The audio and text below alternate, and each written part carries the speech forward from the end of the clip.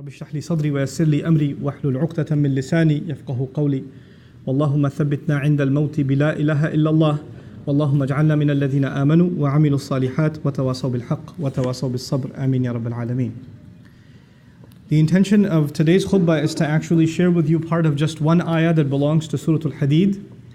But in order to share some lessons from this ayah with you, I'd like to give you some context. This ayah belongs to the very middle of Surah Al-Hadid, and in the very middle of Surah Al-Hadid, Allah paints a scene of Judgment Day. Judgment Day is something that Allah talks about in many places in the Quran, and usually when He talks about it, He talks about people that are heading towards Jannah, the believers, and people that are heading towards the hellfire, the disbelievers. But this passage in particular is unique because Allah, instead of comparing believers to disbelievers, He compares believers to hypocrites. Allahumma la taj'alna minhum, may Allah not make us from them. But Allah, instead of comparing those who have faith as opposed to those who have no faith, is actually comparing people who have faith as opposed to people who thought they have faith or pretended to have faith, or their faith was there but is of no value to Allah on the Day of Judgment. This is the munafiq. May Allah not make us from them. But this is why this passage is of particular importance, because it tells us many things about how not to end up in that scene on Judgment Day. To summarize what's going on in this passage, Allah Azza wa Jalla says that on the Day of Judgment, believers, when they stand, the Prophet ﷺ will be able to see them. يَوْمَ تَرَى, meaning Ishara ila Rasul sallallahu alaihi wasallam. The Messenger can see the entire ummah, al-mu'minina wal-mu'minat, believing men and women, يَسْعَى نُورُهُمْ بَيْنَ أَيْدِيهِمْ وَبِأَيْمَانِهِمْ. Their light is going to be coming out from right in front of them and from their right. What that means is, we have light coming from our hearts, from our chests, and we have lights coming out of our hands. Why is that important? Because your Iman and my Iman, if it's sincere, if my faith is sincere to Allah, and my belief was strong, it actually turns into light on Judgment Day. And that faith made me act in a certain way. Those actions that I took turn into light on Judgment Day, the actions of my hand. So you have two torches on Judgment Day. The Day of Judgment is dark. It's this long walk to Jannah. And you're going to need light to get there. Some people are going to have exhaustive light. Their light is so stretched that the Prophet ﷺ would describe that it could go from one city to another. It's that big of a light. Other people have such weak light, they still have it, but it's so weak they can barely see the next step that they're taking. So there are people with different capacities of light, and they are now making their way, and Allah is congratulating them because they at least have light, as opposed to people who have no light. They don't have any chance of getting to Jannah. They can't see a path. And so Allah says, Bushrakumul yawm jannatun tajri min tahtiha al-anhar khalidina fiha. Congratulations to all of you of gardens at the bottoms of which rivers are flowing. It's right ahead of you. Keep walking, keep going, keep going. But then in the next ayah, Allah describes a group of people that also get up on Judgment Day, and they notice they have no light and they're in the middle of the dark. And they see far ahead, and they see, if you can imagine this scene, there's complete pitch black darkness, and there's a group of people that seem to have some torches with them. You don't even see them, you just see some lights flickering. So you realize, I better catch up with them, because those lights are getting dimmer.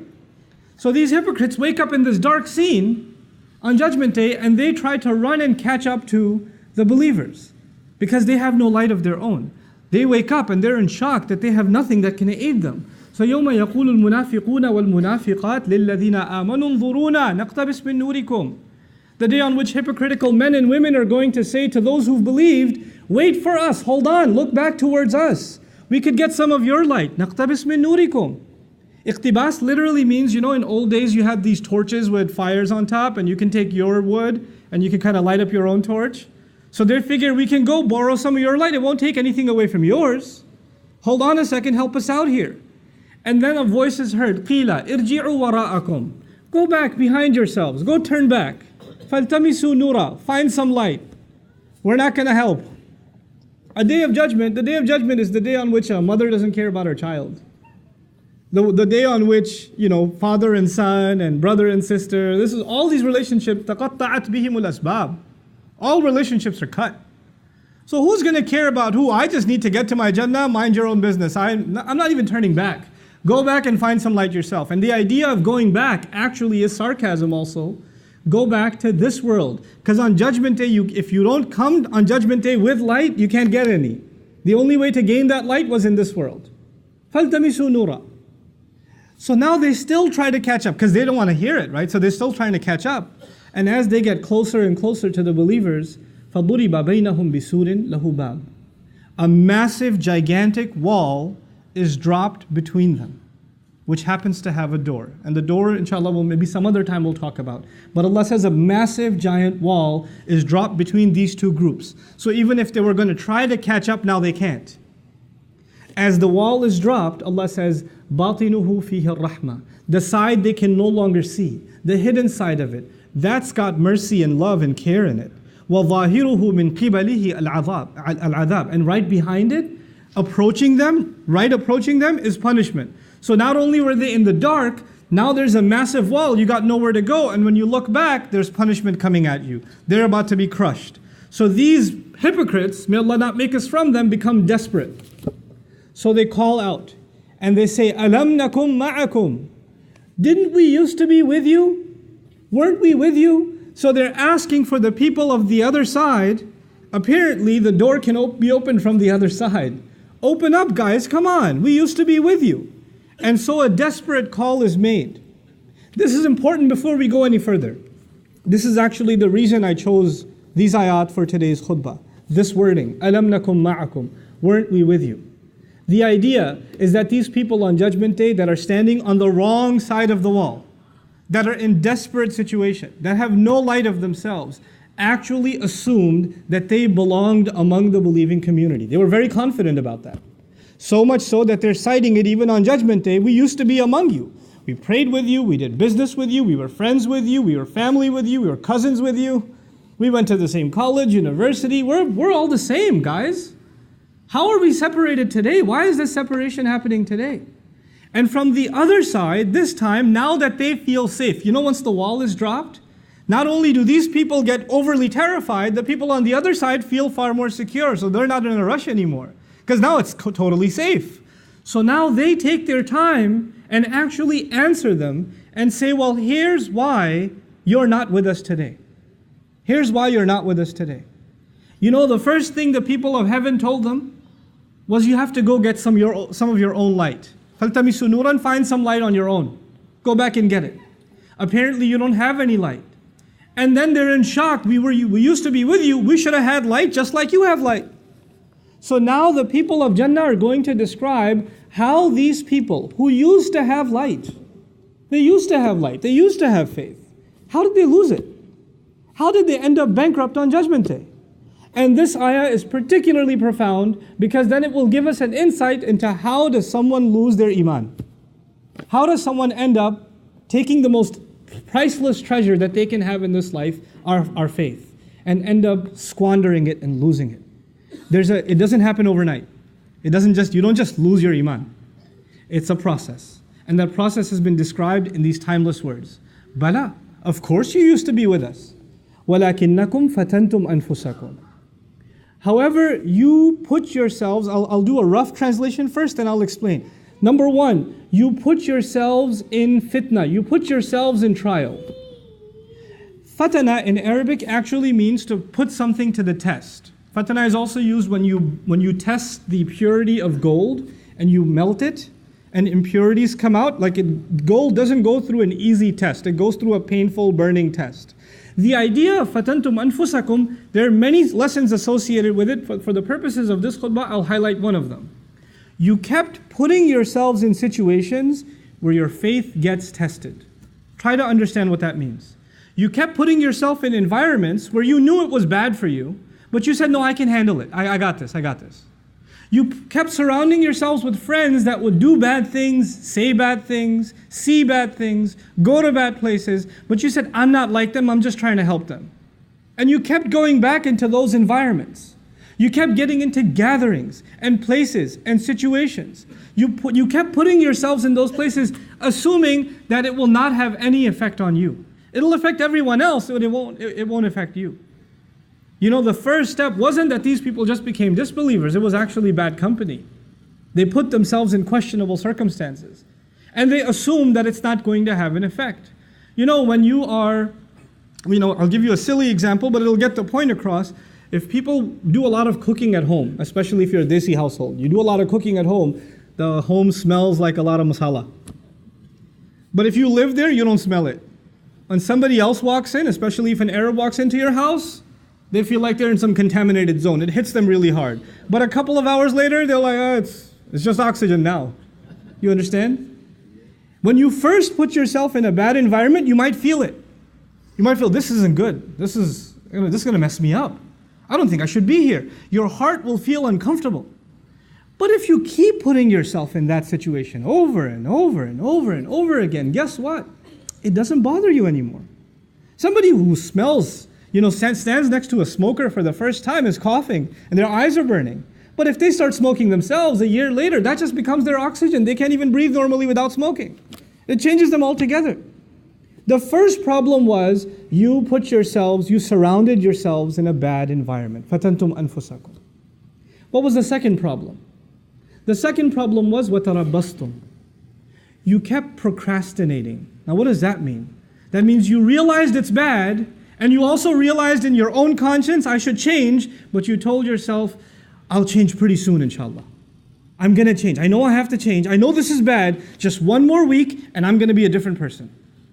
Man, just this semester, I got these messed up friends right now, and I can't really make them upset, so I'm going to keep hanging out with them. But next semester, I'm totally doing a different schedule. I'm not going to be around these guys anymore. But let me just write out this semester. Just this one more month, I'm doing this. Just this one more weekend. Just this one or two more party. Just one or two more drinks. That you keep telling yourself just a little bit more, little bit more, little bit more. And then people tell, my favorite one, Ramadan is right around the corner. It's just 10 more months, 11 more months, Once Ramadan comes, man, I'll be totally different. And I plan to go to Hajj. Once I go to Hajj, you watch, I'm going to be a different person. But until then, just make dua for me. Tarabbastum. You didn't want to make a change today, right now. You assumed, not only are you putting yourselves in a bad environment, you're not ready to make a transformation right now. It's too much for you to be asked. You'd rather just stick it out. You'd rather just enjoy a little bit more. This is what tarabbastum. But you know what? And you assumed, by the way, this also has an assumption. The first assumption was it doesn't affect you. It doesn't have an impact on you, but it does. Something really bad becomes normal to you over time. You get desensitized. What is the effect of tarabbus, of holding off and holding off and holding off? Actually, you assume that you can put the brakes on at any time. And you can walk away from all of it whenever you want. I'm not addicted. I don't need this. I'm not hooked on it. I could just walk away whenever I feel like. The truth of it is, that's not the case. The longer you stay, the more addicted you become, and the more impossible you feel, it's impossible for you to get out of it. You're completely immersed. You're completely drowned. And you don't even know anymore what it is to be outside of this environment. And then you start telling yourself, it's too late for me. And when that happens, a guilt sets in. The guilt sets in that I'm pretty messed up. Man, I've been doing sins. I've been in this bad environment. I should have made tawbah a long time ago, but it's too late for me. And nobody likes to feel bad. Nobody likes to feel guilty. And then shaitan comes and says, why do you feel guilty? You don't have to feel guilty. The only thing that's making you feel guilty is this Islam thing. Islam says this is haram and that's a sin and that's a sin and you can't do this and you can't say that and you can't go there. Islam keeps making you feel bad, man. I want you to feel good. How true is Islam anyway? And now the thoughts start running in this person's mind, a man or a woman. Why am I even following Islam? It seems like it just wants me not to be happy. I just want to live my life, man. I just want to be free. I just want to be able to do what I want. I just want to be able to hang out with my friends. I'm not so sure about the Quran anyway. How do we even know there is a God? How do we even know? What's this hadith business? I mean, how do we even know it's authentic? And so you have this young man or woman, this Zainab, this Ali, this Fatima, this Abdullah, this Kareem, these beautiful names, and now they're starting to ask questions about, I'm not so sure about this Islam. I don't know. I have doubts. I have serious doubts. And these are not PhDs in philosophy, nor do they have exhaustive education in Islamic history where they studied it and they started developing doubts. No. They were in a bad environment. They didn't change themselves. That is the process. I've talked to hundreds of these people that literally live this ayah. They live this ayah. And then they get to a point where they have doubts. But their doubts have nothing to do with logic or reason. As a matter of fact, when you answer one doubt, they go to the next doubt. When you answer that one, they go to the next one. When you answer that one, you go to the next one. Then you say, hold on a second. So how long ago did you start ending up in questionable kinds of company? And then the truth starts coming out. وَارْتَبْتُمْ. The very next words are, you fell into doubt. You started doubting. You know what doubt will do? It'll let you off the hook. You'll be able to say to yourself, well, it's not really absolutely the truth anyway, so I shouldn't feel bad that I don't follow it. I shouldn't feel bad. And now once those doubts settle in, and you hide behind those doubts, and continue to justify your life of procrastination and putting yourself in fitna, once you get to that point, then two things are taken away from you. The desire for Jannah is taken away. The desire for making Allah happy is taken away. The desire to have that light that will make you run and get to that destination, you don't even have that in this world. The person who desires to seek that success with Allah, Allah will give them that in this world. But that desire is gone now. You have doubts about it. And the fear of hell is gone. Those two things are gone. Your fears are gone, and your hopes and aspirations in Allah and the akhirah are gone. The afterlife is nothing to you. The afterlife means nothing. If somebody even brings up heaven and hell, it's a joke to you. Well, if you take away heaven and hell, if you take away the motivation to end up in the reward of Allah, or get away from the punishment of Allah on Judgment Day, well, the only motivation you're going to have left are things that are left in this world, isn't it? You got nothing left in the next life. So the only thing to look forward to are stuff that's left in this life. And this life will be money, it'll be fame, it'll be leisure, it'll be pleasure, it'll be material things. That's all you ever think about, that's all you ever care about, that's all you ever want to know about, that's the only thing that ever interests you, that's the only thing you make efforts towards, because you think all of these things are going to bring you happiness. They'll bring you contentment. So the next words are, وَغَرَّتْكُمُ الْأَمَانِيُّ. False hopes deceived you. You had false hopes that some kind of worldly thing will bring you happiness, and you ran after it. You gave all of your life to it. And you would think that this will bring you what you're looking for, and you get to it. Like people wanting to see, people nowadays obsessed with the next movie that comes out, the next toy, the next device that comes out, right? Lines for the new Star Wars longer than passports for Hajj, Why? Because you need to go see it. If you don't see it, how does your life have any purpose? Your life means nothing if you didn't see it opening night, And so you have to see it. And by the way, hoping that this will bring you some kind of fulfillment that you haven't found anywhere else. And people walk out of it and say, that was pretty awesome. And then they're bored again. Like, what do I do now? Maybe I could go see it again. And then go see it again. They're like, well, not as exciting the first time, but still pretty cool. You keep looking for something more to fulfill you and fulfill you. Because the thing that will completely fulfill you, the pleasure of Allah, is no longer there. That desire is no longer there. وَغَرَّتْكُمُ الْأَمَانِيُّ حَتَّى جَاءَ أَمْرُ اللَّهِ, until the decision of Allah came. This was your life. This, according to the believers, is a summary of a person's life that lost their faith. They started just with putting themselves in a questionable environment, and from there, it's a downward spiral. Automatically, the next thing is you start getting hooked on it, you put off, and then later on you start developing doubts, and from there, the only thing you ever work towards is worldly, lustful, material gain, material desires. وَغَرَّكُمْ بِاللَّهِ الْغَرُورِ. And then Allah says the ultimate deceiver, gharur is mubalagha. The incredible deceiver was successful in deceiving you. This is what the believers say to the munafiqun on the other side of the wall. This is an incredible scene, folks. They're standing by this wall in shock. Why aren't we on the other side? And now they're being reminded by their fellow believers on the other side. Well, remember that you did this, this, this, and this. And this is a gift of Allah to you and to me. It's a gift of Allah that this, hideous scene has been painted on Judgment Day. Because I would rather know now than then. I'd rather not stand there and then find out shocked.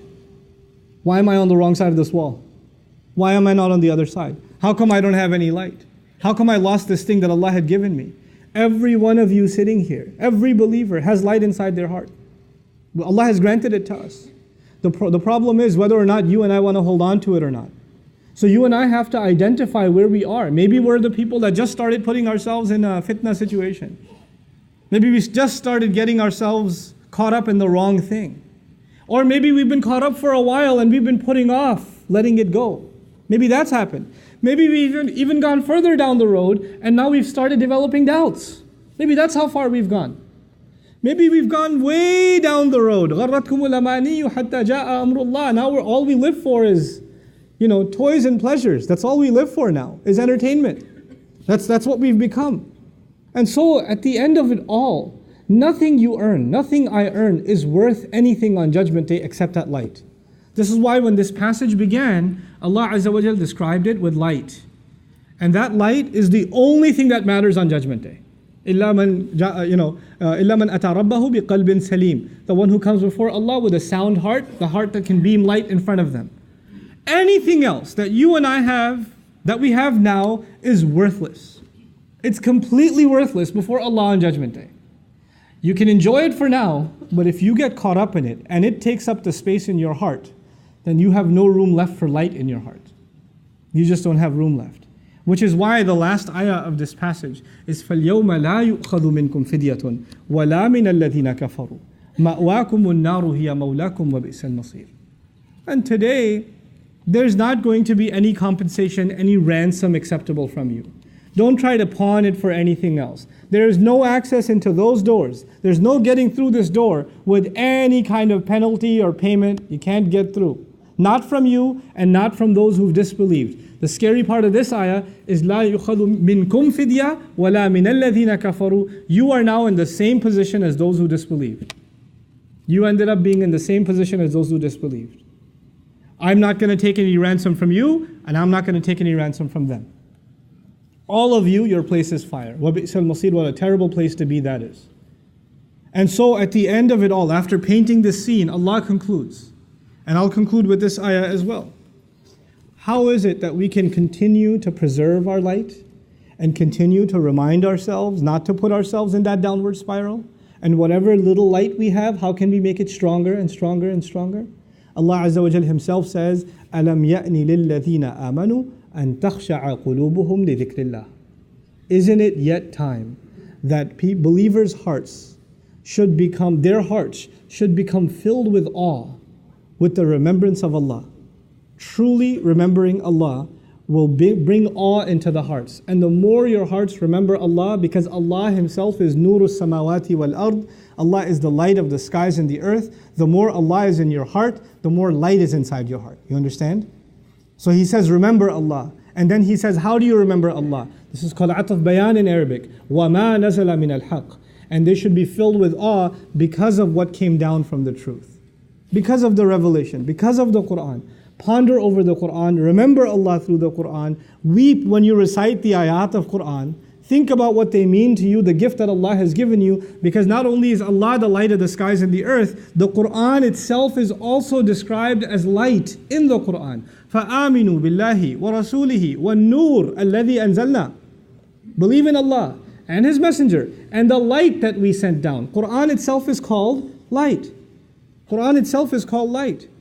And so the amount of time you spend with the Book of Allah, for your own personal benefit, when you sit and recite it and ponder over it, and you think about what Allah, your Master, is saying to you, that is going to fill your heart with light. And there's no more, greater a treasure in your life than that light. And you won't realize the price of it, I won't realize the price of it, until we stand on that day when everything around us is dark, and the only light is the light coming out of my chest, and the only light coming out of my hands. That's when we'll realize. وَلَا يَكُونُوا كَالَّذِينَ أُوتُوا الْكِتَابَ مِنْ قَبْلِ فَطَالَ عَلَيْهِمُ الْأَمَدُ فَقَسَتْ قُلُوبُهُمْ وَكَثِيرٌ مِّنْهُمْ فَاسِقُونَ. They shouldn't become like people who came a long time before them, who were given the book a long time before them. And a long period passed, and their hearts became hard. They had the book, but they didn't value it. It's possible, Allah says, that a nation will have a book.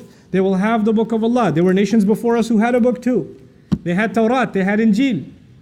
They had Suhuf Ibrahim and Musa. They had. But they didn't benefit from them. لَمْ يَنْتَفِعُوا مِنْهَا. They didn't benefit from those books.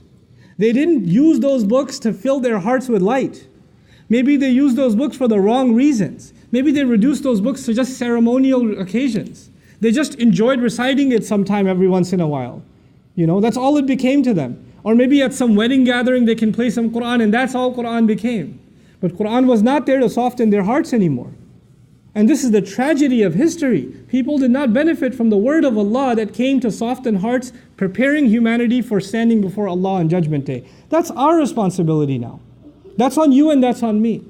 This is why وَلَا يَكُونُ كَالَّذِينَ أُوتُوا الْكِتَابَ مِنْ قَبْلِ فَطَالَ عَلَيْهِمُ الْأَمَدُ فَقَسَتْ قُلُوبُهُم. So their hearts became hard.